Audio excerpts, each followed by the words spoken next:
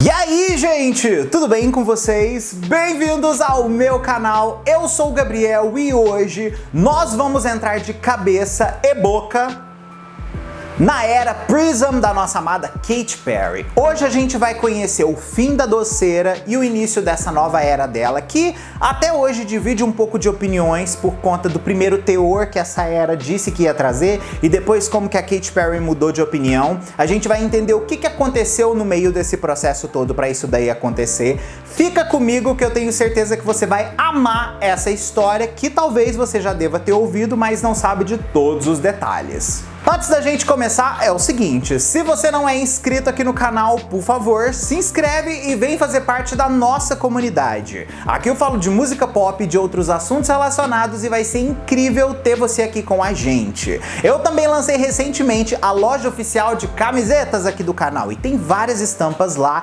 inspiradas pelos artistas que eu trago aqui, inclusive nossa amada Katy Perry. Tem um catálogo inteiro dela lá com as estampas mais maravilhosas possíveis. Eu vou deixar passando algumas aqui pra vocês, mas se você tiver interesse, o link tá fixado aqui no topo dos comentários, assim como na descrição do vídeo.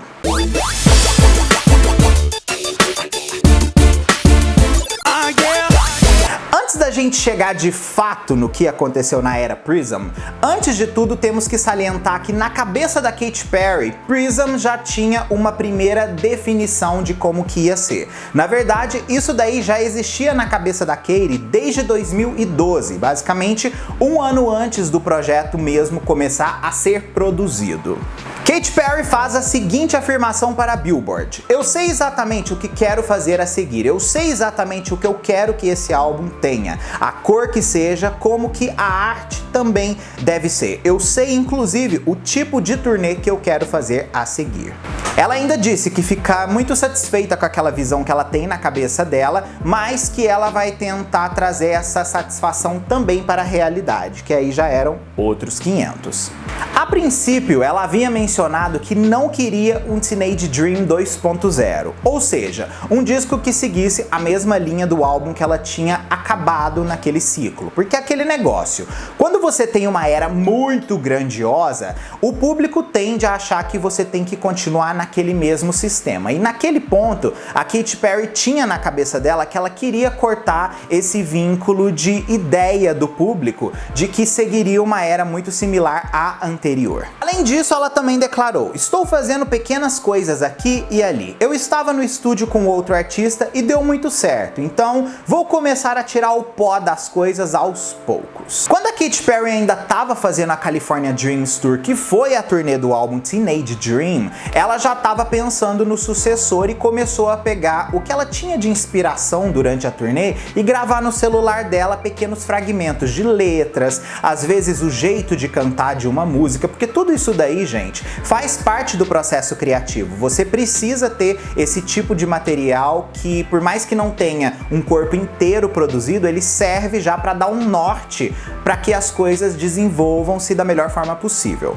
E esses fragmentos da Katy Perry geraram aquele famoso baú criativo que ela falou lá na época do Prism que existiu, que no caso era esse pack de arquivos que o tempo todo ela revisava durante as sessões de estúdio que ela teve. Ainda durante a turnê, ela entrou em estúdio em novembro de 2012 com Greg Kurstin e Greg Wells, mas naquele ponto ela sentiu que estava num lugar muito escuro e descartou tudo que ela tinha feito naquele momento ali. Vale salientar que neste primeiro momento de Prism, o álbum não teve nenhum tipo de positividade envolvida. A Katy Perry estava numa fase muito nebulosa mentalmente falando, porque ela tinha terminado um casamento, ela estava vivendo aquele divórcio, então tudo aquilo acumulou nela muitas energias assim que ela queria botar pra fora.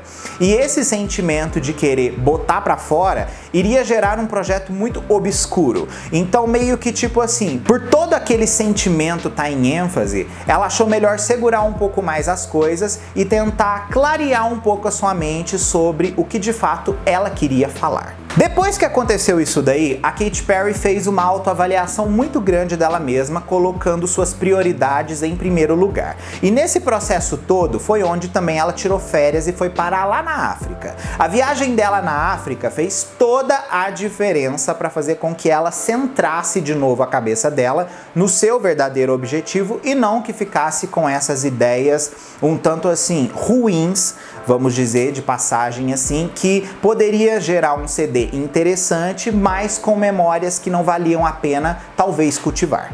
Quando ela voltou da África, já era 2013 e ela entra oficialmente no estúdio em março para começar a produzir tudo que ela tinha de fragmentos ali para desenvolver Prism.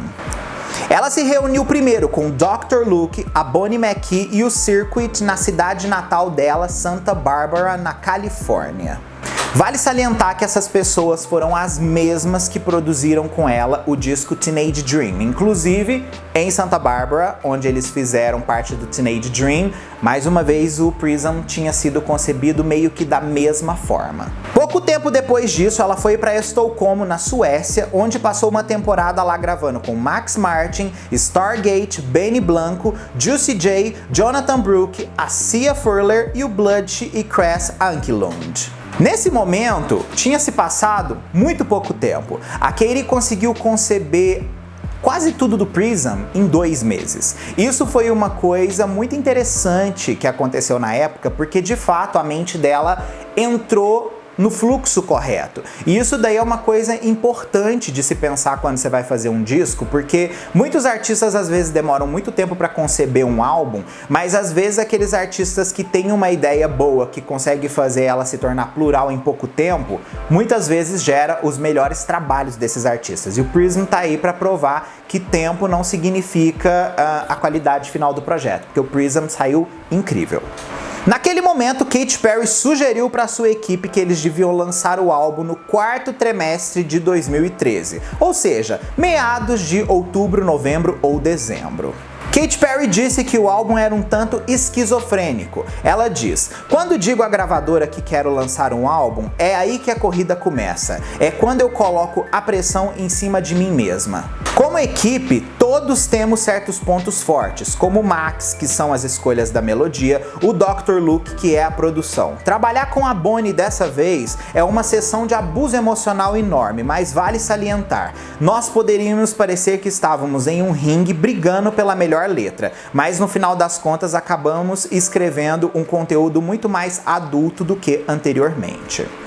Inclusive a Bonnie falou sobre a relação dela com a Katy Perry no projeto Prism, que foi bem diferente do que aconteceu lá na época do Teenage Dream, que elas estavam escrevendo músicas mais adolescentes. No Prism existia ainda essa proposta de escrever coisas que fossem coesas para o público daquele momento, mas é óbvio, né, gente? Muda um pouco a conotação das coisas porque há um crescimento pessoal de cada uma durante esse processo todo, né? Tipo, do Prism para o Teenage Dream, no aspecto de produção, havia passado basicamente 3 anos de diferença. Então isso daí fez total o movimento do futuro daquele projeto. A Katy depois deu uma declaração falando assim que se ela pudesse voltar no tempo, ela teria feito o disco de uma forma um pouco diferente do que no final das contas ele aconteceu. Por quê? Ela acha que se ela tivesse feito aquele primeiro momento dark dela em 2012, ela poderia, tipo assim, ter feito em 2013 um projeto oposto a ele, que iluminasse as ideias daquele projeto antigo. Porém, como ela preferiu fazer só o iluminado e esquecer os pensamentos de trevas, acabou que ela não teve essa conexão de história que ela poderia ter feito, que seria incrível dos fãs testemunharem. Só, gente, que é bom a gente salientar, antes mesmo do lançamento do Prism, a pressão em cima da Katy Perry de fazer um álbum tão bom quanto Teenage Dream voltou à tona, principalmente usando a mídia como alicerce disso daí. Por mais que ela tinha dado entrevistas no passado que ela não queria repetir a fórmula, Essa pressão excessiva de uma grande era que estavam fazendo na cabeça dela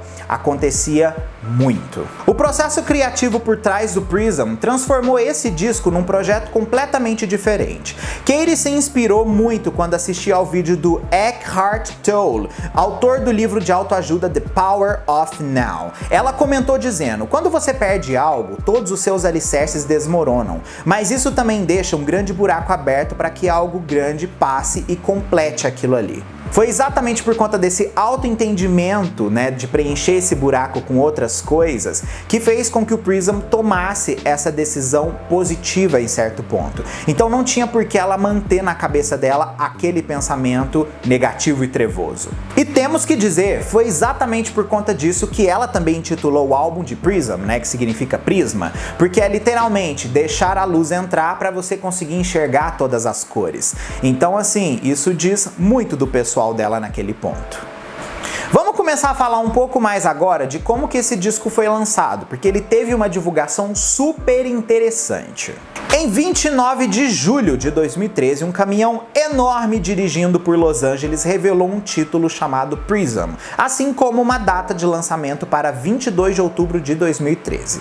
Mais tarde, Katy Perry confirma que aquele é um projeto dela e que acontecerá realmente esse lançamento do álbum, e vale salientar, o caminhão fez várias paradas durante os Estados Unidos ali em várias cidades diferentes, até, infelizmente, o dia 9 de agosto, quando o caminhão foi batido por um motorista bêbado na Pensilvânia. Nesse momento, gente, não existia anúncio nenhum de single, tá? É a partir de agora que começa a fase de lançamento de fato do projeto.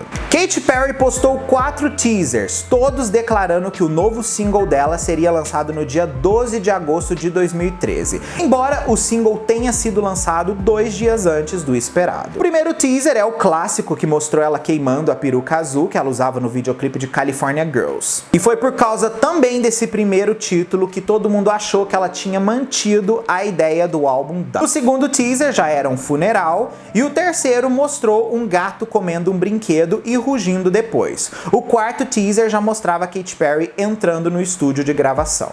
Foi aí que ela lança Roar como o primeiríssimo single de Prism, e a música se torna um fenômeno. Só que ao mesmo tempo, gente, que tem luz, tem trevas, né? E era óbvio que um lançamento desse ia ter pelo menos uma pequenininha desse tamanhozinho assim, controvérsia. Muitos começaram a acusar Katy Perry de copiar a canção Brave da Sarah Bareilles, quando a própria Sarah, que foi questionada sobre isso, voltou atrás e disse: eu e Katy somos amigas e nos conhecemos há muito tempo. E eu fico chateada de ver as pessoas falando essas coisas de pessoas que eu gosto tanto.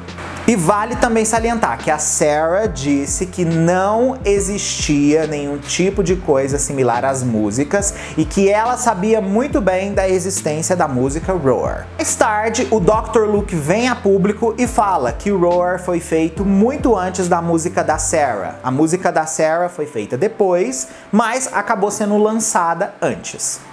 Por isso todo mundo acha que, tipo, o cronológico da coisa é a Katy ter copiado ela, entendeu? Porque todo mundo acha que ela fez depois, mas não foi exatamente assim.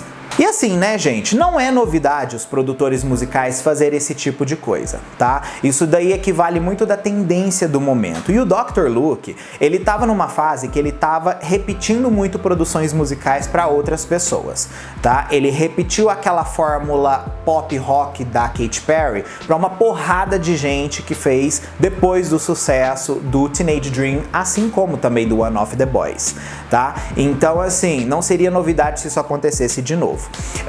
Outro exemplo que a gente pode citar aí de músicas similares de produtores que repetiram fórmulas foi a própria Cheap Thrills da Sia, que é exatamente igual à música do Ed Sheeran, que também é exatamente igual àquela Crying in the Club da Camila Cabello. Roar chegou no topo da Billboard Hot 100 nos Estados Unidos, marcando a 8ª canção número 1 da Katy Perry nas paradas. Vale lembrar que durante o lançamento de Roar, uma competição super acirrada na internet rolou para ver quem pegaria o primeiro lugar naquela semana de lançamento, se seria Lady Gaga com Applause ou Katy Perry com Roar. Em 20 de agosto de 2013, os fãs começaram a ter um pouco mais de interação com o projeto Prism quando eles lançaram uma, vamos dizer assim, enquete para os fãs conseguirem desbloquear títulos das canções. Você tinha que twittar Katie Now. No final das contas, os fãs ouviram os dois trechos que eles escolheram naquele ponto, que um deles acabou sendo lançado na íntegra, no dia 17 de novembro de 2013, antes oficialmente do álbum ser lançado. No caso, os trechos eram das músicas Dark Horse, assim como Walking on Air. No dia 5 de setembro aconteceu a primeira audição do álbum Prism para alguns fãs, assim como também jornalistas. Foi também no dia 6 em que a Katy Perry anuncia oficialmente a capa do álbum lá no Good Morning America. E vale salientar, as festas de audição do álbum continuaram até o seu lançamento oficial. Uma coisa que aconteceu nesse momento também foi que a Katy, nesse ponto, chegou a afirmar que o Prism era uma versão melhorada dela mesma, assim também como, musicalmente dizendo, do Teenage Dream. Então, aquela associação que antes ela disse que não queria fazer, acabou que ela entrou nessa narrativa aí. Muita gente diz que isso daí só aconteceu por conta de uma assessoria de imprensa que disse para ela se engatar nisso daí, já que as pessoas que estavam dando reviews das faixas, né, que ouviram nessas festas, estavam fazendo comparações muito grandes com o disco anterior. Dark Horse então é lançado oficialmente como single promocional em 17 de setembro. 2 dias de vendas apenas depois, a música estreou em 17º lugar na Billboard Hot 100. Walking on Air foi lançado no dia 30 de setembro, também ali como prévia do álbum. Nenhuma dessas duas faixas naquele ponto era single oficial. Salientamos isso daí, por enquanto ela promovia só Roar. O segundo single de verdade do projeto foi a faixa Unconditionally e foi lançada em outubro. A Katy inclusive afirmou que essa música é a favorita dela do álbum todo, e por mais que a música não tenha tido um impacto relevante, né, nos charts, ficando ali apenas em número 30 e conseguindo no máximo chegar em número 14, sendo ali uma das músicas de Katy Perry que nunca conseguiu chegar no top 10, essa música ainda conseguiu vender 2 milhões de singles só dentro dos Estados Unidos. Provando que Katy Perry, mesmo com uma música que não entrasse no top 10, conseguia vender muitos singles. Só que é aí que entra a controvérsia nova, né, gente? Enquanto eles estavam forçando uma barra com Unconditionally, no orgânico, quem que estava crescendo horrores? Dark Horse. Pois é, gente. A música estava numa escalada direto pro topo das paradas e meio que debaixo dos narizes deles, mas eles ainda forçavam aquela música. Só que eles forçaram Unconditionally só até novembro, quando em dezembro eles resolvem já lançar de fato Dark Horse como terceiro single do Prism. Dark Horse, assim, consegue o primeiro lugar na Billboard Hot 100 dos Estados Unidos, na Hot 100 canadense, no Top 40 holandês e no Top 100 também de Mega Single.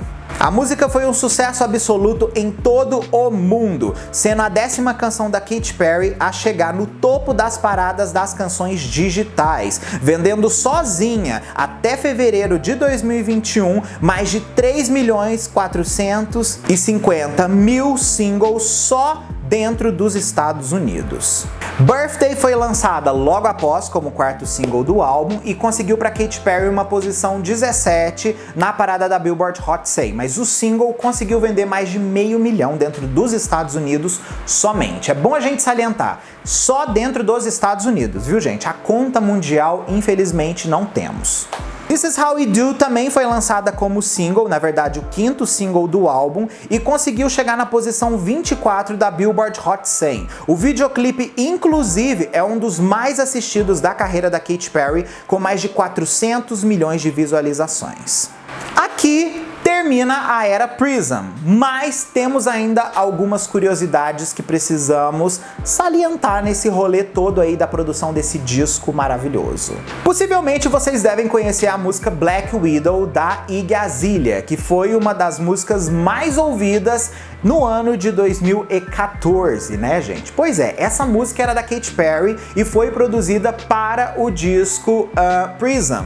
Porém, ela acabou sendo cortada da tracklist final por ter muita similaridade com outras faixas dentro do álbum. Essa música acabou sendo passada para Iggy, mas a versão da Katy existe e vazou aí na internet, dá para vocês ouvirem e fazer a comparação. Mas só muda mesmo a pessoa que tá cantando, porque no aspecto instrumental, mesma faixa. Outra música também que foi dada para outro artista das sessões do Prism foi a música Passenger, que foi dada para Britney em 2013, ainda para ela colocar no álbum dela Britney Jean, né? Essa música aí também teve um vazamento da versão da Katy Perry cantando algum tempo depois, tá? E é bom que vocês fazem as comparações. O Prism foi um sucesso absoluto de vendas. Na época que ele foi lançado, ele tinha vendido 6 milhões de cópias. Porém, com o adicional da era dos streamings, ele conseguiu dobrar o seu tanto de vendas. E hoje o disco é computado com mais de 12 milhões de cópias vendidas em todo o mundo. Então assim, gente, o que nós concluímos disso tudo? Nós concluímos que sim, essa é uma das maiores eras do pop que nós tivemos na história da música. E não somente isso, é sim uma das eras mais importantes que nós tivemos na década de 2010. Muita gente acredita essa era como a segunda maior era de 2010, exatamente por ela ter vindo logo após o Teenage Dream, que foi tipo a primeira grande era, e acabou sendo também inspiração para outras pessoas que seguiram muito os passos da Katy Perry naquele projeto ali, fazendo músicas com aquele tipo de teor. Então assim, aplausos para Katy Perry, nossa amada do pop, ok? Comenta aqui quais são as músicas favoritas de vocês do álbum Prism. Se teve alguma coisa que eu não citei, comenta aqui embaixo para você complementar, que eu acho que é super importante ter você comentando aqui, também para eu conhecer coisas que às vezes eu não sei, beleza? Ó, um beijo e a gente se vê no próximo vídeo nosso. Aí, tchau!